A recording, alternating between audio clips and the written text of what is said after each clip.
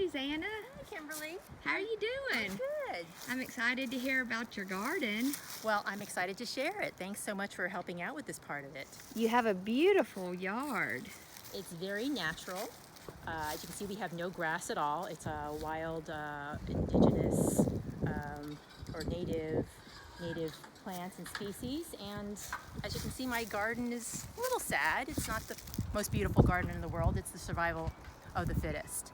I wanted to tell you a little bit about where I am. I have a very small acre, a parcel of land. It's not an acre. I don't know what fraction of an acre it is. But we're very close to the James River in the city of Richmond. So it's actually an urban environment. I'm right in the middle of the city, but I do have a little bit of space, but not a lot. I love this area. We have so much natural space in the surrounding area, lots of trees and wildlife. And it has a rich history. This area has been inhabited by the Powhatan and Monacan Native Americans for thousands of years. So we're obviously not the first to inhabit this area, and I'm so proud to be here for such a rich culture. And some of the challenges, again, as I said, are the trees and the wildlife. So that's going to be a real challenge for me. I love the trees so much, and it also means that there's not that much area that I have good sunlight. So I had some of my friends help me try to plan out where I'm going to put my garden, and we're trying to find the sunniest spot for full sun. And so somewhere here in the front yard, either over here, but sort of got some dogwood tree that's going to shade it, or maybe over here. I want to put a box garden because a box garden can produce a lot of produce, and we could put the dirt in so that we have good quality, actually the soil in so that we have good quality soil and nutrients for the plants. And you have a pretty thick clay layer here that can be a challenge otherwise, right? Yeah, there's a lot of clay in this region, but I actually did a little soil test, Kimberly. You'd be so proud of me. Wow. Getting my little scientist hat back on. Our soil's actually mixed, kind of loose, not a good mix of sand and clay, and it's got a good pH.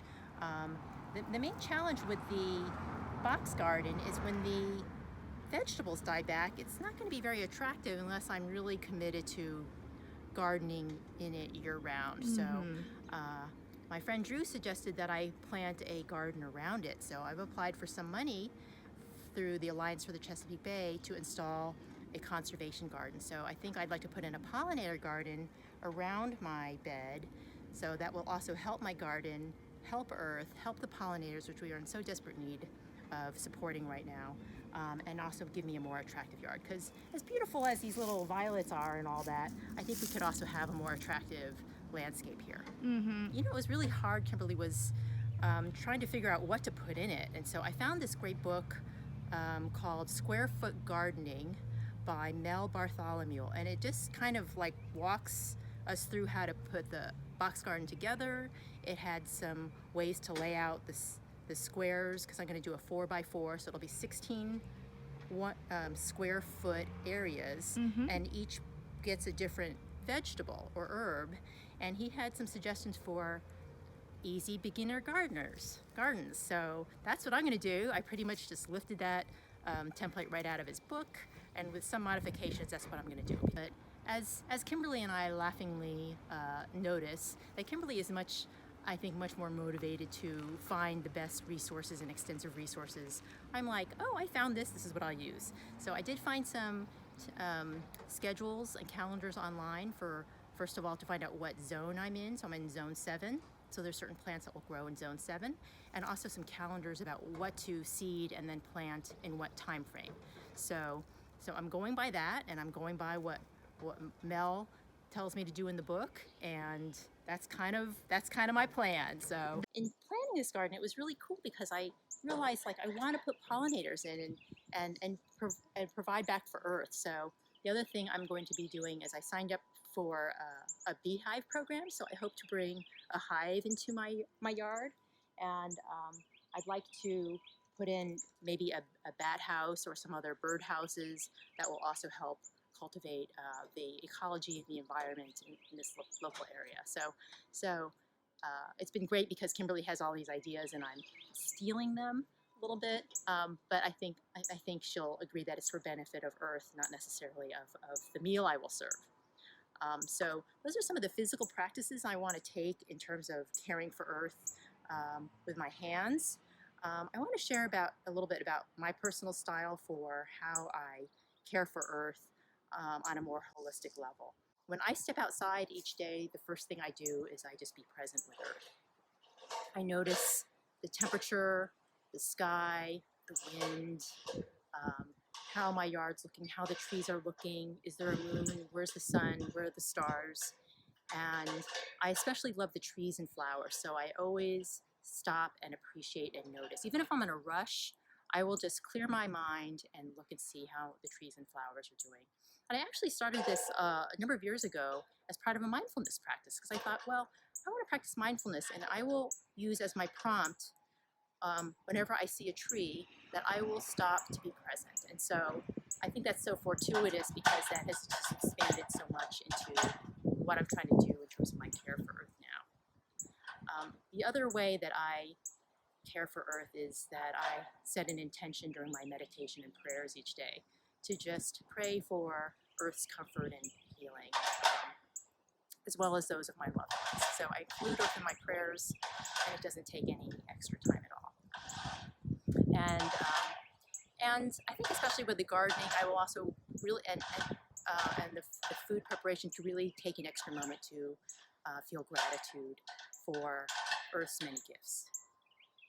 So that's sort of my plan, but I think that's just a starting point, and I really want to see what else other people are doing, because I know there's so much more and a much richer approach that I could have. I'm back in Georgia now, and I am getting ready to put my garden plan in play. I am going to be gardening at my house. I have a beautiful live oak canopy that shades my house, and that also means that it shades my garden area. So all plants need sun for photosynthesis and their food and their growth, and a lot of vegetables in particular need a lot of sun, so 6 to 8 hours a day is desirable. I have 2, maybe 3. So one thing that is working in my favor is that we have very warm climates. It actually gets really hot in the summer, so that shade will assist with the plants not getting too stressed out. I've also been throwing my vegetable scraps there for the past 5 years, so I have some sandy soils that will assist with drainage, and then I have rich nutrients from my informal composting, so there's a lot of earthworms and other indicators that the soil's rich in nutrients. It could also mean that there's some undesirable pests that are going to find that to be perfect habitat, but we will cross that bridge when we come to it.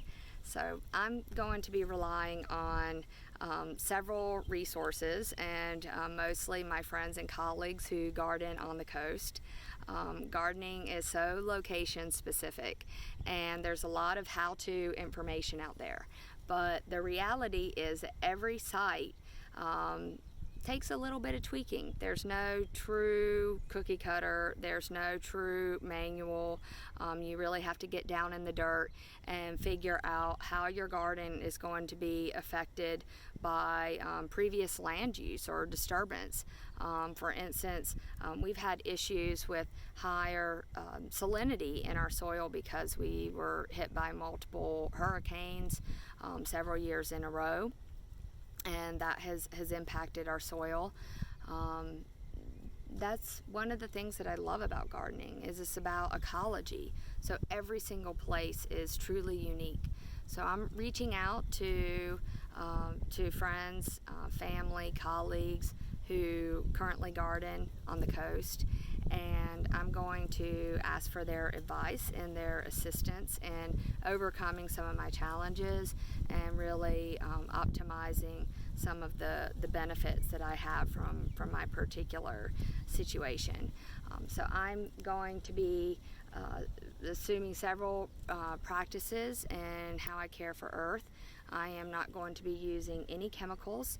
I am really trying to minimize how much I have to get from the store to start my garden, and that not only doesn't consume more resources in terms of plastic containers or bags or um, soil. I'm going to try to work with my own soil.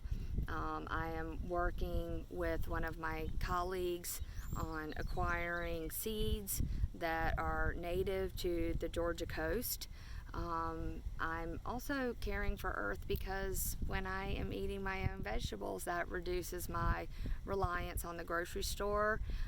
That reduces not just the fossil fuels that we've already discussed, but it's really hard to find food without packaging. So that will also be one of the ways in which I'm caring for earth. I also am looking forward to the relationship aspect and being present in the garden, and there's physical benefits to working in the garden. There's mental benefits. There's plenty of research showing that when we get out and we do these sorts of activity, that it helps us. And this is not just a psychological thing. It's a physiological thing. So there's actually chemicals that are released inside us when we do something that feels good. We actually have a positive feedback. For me, one of the things that I really love is getting my hands in the soil. I love the smell of the soil. I love the feel of the soil. It feels really good. I can feel that reaction inside me. I can feel that chemical release that is our body's reward and reinforcement for joy and for having relationships. And it's like when you get a hug from someone, that feels good. It's a reciprocal relationship. Gardening is a reciprocal relationship. It's kind of giving the earth a hug. Okay, so I also wanted to introduce you to my space. This is on the side of my house. It's nice because it's fenced in, so I don't have to worry about dogs or other mammals. Our neighborhood's pretty developed, so a lot of the native species are gone. This is again at 12:45 in the afternoon. So this is about as good as the sun gets. It's what's called partial or dappled shading. And this is on the eastern side of my house. So I start getting the sun around 11, and it's pretty much fully lost shortly after 1. And the days are going to get shorter, and the sun's position is going to change. So I am a true blood researcher, and this is truly an experiment. And I don't know what I'm going to yield when or how much. So we're just going to play it by ear, and I'm going to enjoy that. And if I can participate in the challenge, that would be super duper because we've got a really great prize. But if not, for me, the greatest reward is actually learning how to feed myself. And that's a challenge that I'm confident I'm going to be successful at. So, this is a typical garden situation in terms of some of the just the lighting and whatnot, as we've discussed before. You can see really kind of unintentionally we have a couple things in place here. We've been piling up leaves. That's largely just from us blowing off our porch every once in a while or raking it, but some of that I'm going to be able to use for compost. We actually dumped some of the ash from the grill. That can be good for plants, so we'll use that as well once we get things in the ground. And then we have some area back here where I've been tossing compost for 5 years, not just with the intention of gardening, but just because I really want to reduce putting decomposable waste in the garbage. So I think I'm going to work with about a 12-foot by 3-foot area, and you can see where we already have some green growth, some weeds, and I'm going to use that as a cue for where some things can sprout.